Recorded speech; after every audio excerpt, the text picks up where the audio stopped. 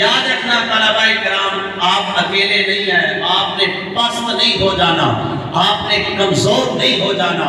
ہماری تاریخ گواہ ہے، مکے کی زمین کے اوپر ایک اللہ نے ایسا عظیم انسان بھیجا جس کو کائنات محمد مصطفیٰ کہتی ہے۔ جب دنیا میں آئے تھے تو اس وقت کی جو سپر پاوریں تھی، اس وقت کے قارون تھے، اس وقت کے فرعون تھے، ان سے ٹکرانے والا ایک ہمارا مصطفیٰ نبی کریم صلی اللہ علیہ وسلم کی ذات اقدس تھی۔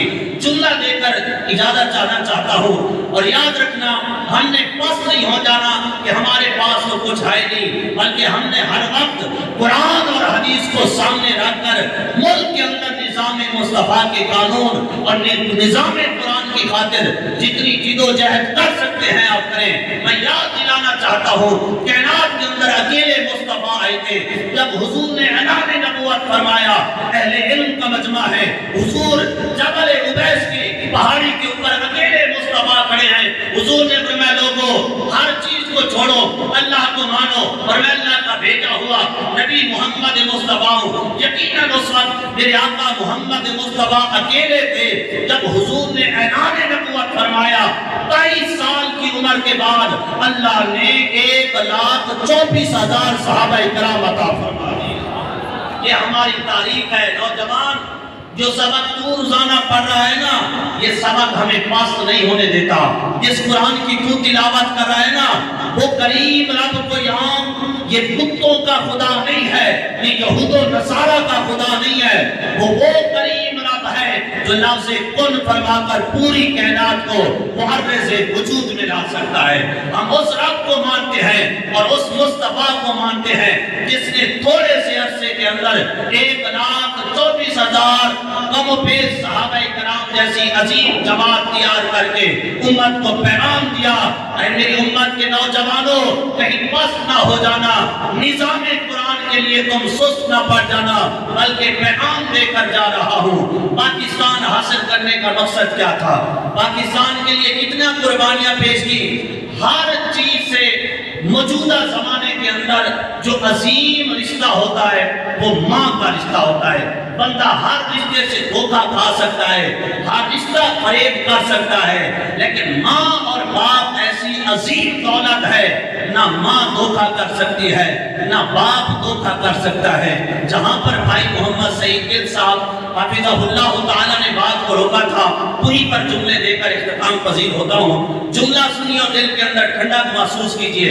ماں کا رشتہ ہمیشہ ہمیشہ ہر دور کے اندر اعلیٰ بھی رہا ہے اور حقیقی بھی رہا ہے، یہ ہر دکھ اور فریب سے پاک ہے۔ لیکن یاد رکھ جب 1947 کے اندر پاکستان معرض وجود کے اندر آیا، ایک ماں اپنے بچے کو دودھ پلاتی تھی سینے سے لگا کر پاکستان کی جد و جہد کے لیے، وہ بھی انڈیا کو چھوڑ کر پاکستان آ رہی تھی۔ کسی نے کہا یہ پیچھے جو گھوڑے دوڑانے کی آوازیں آ رہی ہے، لگتا ہے ہندو قریب آ چکے ہیں، وہ ہمیں ذبح کر دیں گے۔ اس وقت کا جو امیر تھا اس نے پورے قافلے کو کہا بچنے کا ایک ہی راستہ ہے، تم نے سانس بھی ٹھہر کر لینا ہے، سانس بھی سکون کے ساتھ لینا ہے، اور یہ جو قریب ہمارے ایک کمان کرنے کا کھڑا ہوا ہے تم اس کے اندر چھپ جاؤ۔